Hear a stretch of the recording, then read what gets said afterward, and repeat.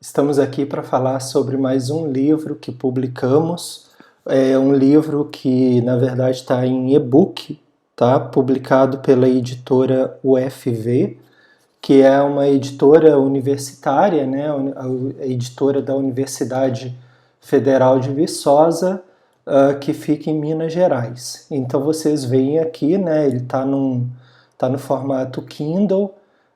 O livro se chama Consumo Responsável e Sustentabilidade: Pessoas, Empresas, Governos e Organizações do Terceiro Setor. Então, um livro publicado por mim, né, e editado pela editora UFV, como eu falei, né, da Universidade Federal de Viçosa. Qual que é a ideia geral desse livro, né?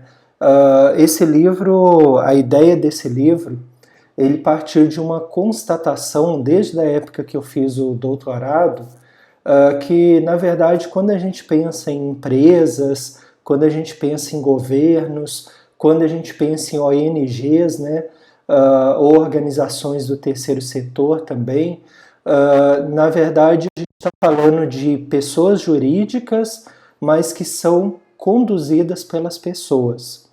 Então a ideia aqui seria mostrar que nós, seres humanos, é que estamos na condução das empresas, dos governos, das organizações do terceiro setor e também das nossas vidas, quando a gente exerce funções de cidadão, funções de consumidor, por exemplo.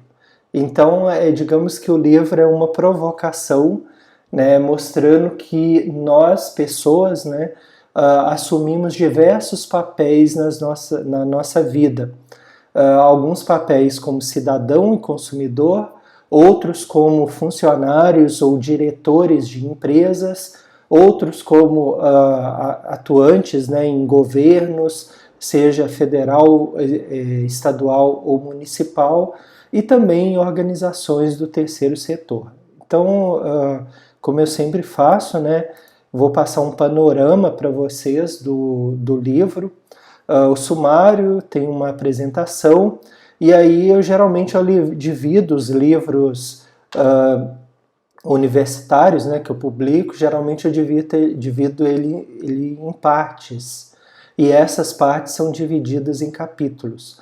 Então a primeira parte é entendendo o consumo responsável, os diversos estágios do consumo responsável, que depois eu vou colocar uma tabela aí para vocês entenderem melhor um pouco disso, né? O capítulo 2, consumo e responsabilidade, até para trazer um pouco a discussão do título do livro, né? Consumo responsável e sustentabilidade. O capítulo 3, os diversos papéis dos indivíduos no consumo responsável. Então, os diversos papéis nossos, né, como pessoas, nesse consumo responsável. Então, quando estamos como cidadãos ou consumidores, estamos falando por nós mesmos, né, pessoas. Quando estamos dentro de uma empresa, tenhamos nós ou não poder decisório lá, né, nós também temos as ferramentas para atuar no consumo responsável. Quando estamos no governo, da mesma forma, né? Se somos políticos, se somos diretores de alguma instituição pública ou se somos apenas funcionários. E também nas organizações do terceiro setor. A parte 2, aí já vem falando, né, da discussão das pessoas como cidadãos ou consumidores. Então, responsabilidades das pessoas. A ideia aqui é estudar individualmente, né, como uma pessoa, a responsabilidade como da sociedade, aí já como um grupo, pode ser um bairro, pode ser uma cidade, pode ser um estado, e o 6, pessoas e meio ambiente. Veja que cada estrutura, ela mais ou menos se repete, né? Na parte 3, responsabilidade dos dirigentes das empresas, então individualmente, né? Responsabilidade das empresas, aí já como um grupo, e empresas e meio ambiente. A parte 4 os governos e o consumo responsável. Então, responsabilidade dos governos e meio ambiente. A parte quinta, as organizações do terceiro setor e o consumo responsável. Né? Então, o papel das organizações, aqui está mudando aqui, tá, gente? O papel das organizações do terceiro setor e a atuação das organizações do terceiro setor, fazendo uma discussão relacionada com a sustentabilidade. E o capítulo, a parte 6, nos caminhos do consumo responsável, é praticando o consumo responsável. Né? Cada capítulo tem exercícios de fixação, né? Tem mini cases também, e ao final a gente tem as respostas dos exercícios e as referências. Né? Então aqui, veja que eu trouxe, quando a gente fala que os diversos estágios do consumo responsável, por exemplo, aqui a gente tem, olha, eu trouxe para que vocês tenham uma ideia do que tem no texto, né? Mas veja só, considerei alguns estágios, 4 estágios, né? Por exemplo, o estágio primitivo. As pessoas têm acesso limitado a bens e serviços.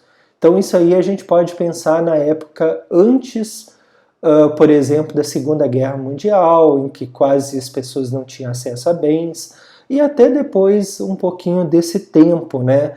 Na época provavelmente dos nossos avós.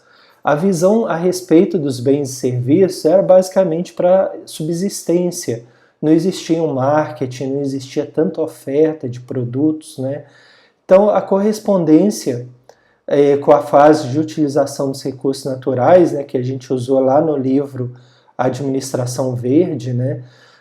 Primeira fase, utilização de recursos naturais de forma artesanal e existência de um pequeno mercado, né? Isso vai da pré-história até a Revolução Industrial.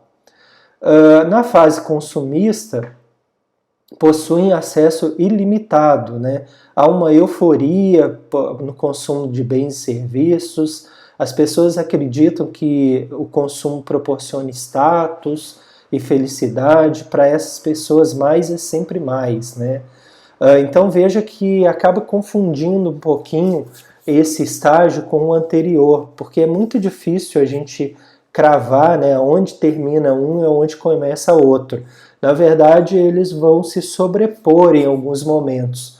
Por isso que eu comentei, né, que pode ir até depois da Segunda Guerra Mundial primeiro, porque em alguns locais haja a oferta de produtos e outros ainda em subsistência, como ainda acontece em povos muito distantes, né, que têm pouco acesso a bens e serviços. Então esse estágio consumista, ele fazendo uma correspondência lá com o nosso livro, né, o Administração Verde, ele é a utilização de recursos naturais por máquinas simples e a existência de mercados em expansão. Né? Então, Revolução Industrial até a final da Segunda Guerra Mundial. Né? Uma classificação arbitrária. Já o de trânsito, e também pegando um pouco da terceira fase, né? Máquinas sofisticadas e existência de mercados complexos. Uma fase de transição possui acesso ilimitado também a bens e serviços. Aí já começa a haver um questionamento que mais nem sempre é mais, né? E aí segue na terceira fase. E o quarto estágio, que seria um estágio que a gente está engatinhando ainda, né, em alguns países talvez bem mais avançados que o Brasil, as pessoas continuam tendo acesso ilimitado a bens e serviços, só que eles já não estão mais nessa fase de euforia, né? Eles acreditam que menos é sempre mais, então se tu puder reaproveitar, reciclar, é sempre melhor. O consumo de bens e serviços não é um fim, mas um meio de se obter a felicidade. O nível de educação, informação e conhecimento permite ter essa visão diferenciada. E aí ele corresponde também à terceira fase. Veja que aqui é bem arbitrária essa correspondência, né?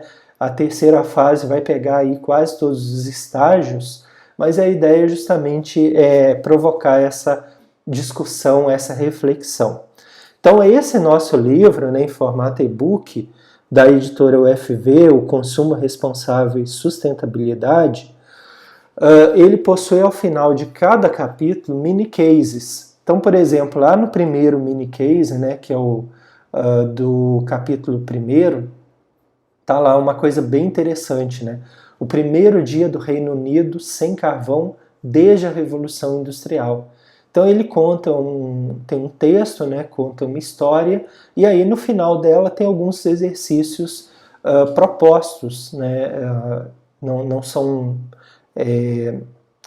respostas fechadas, né, mas é um texto aberto para as pessoas escreverem, e pode ser utilizado em sala de aula, pode ser utilizado em grupo de discussão.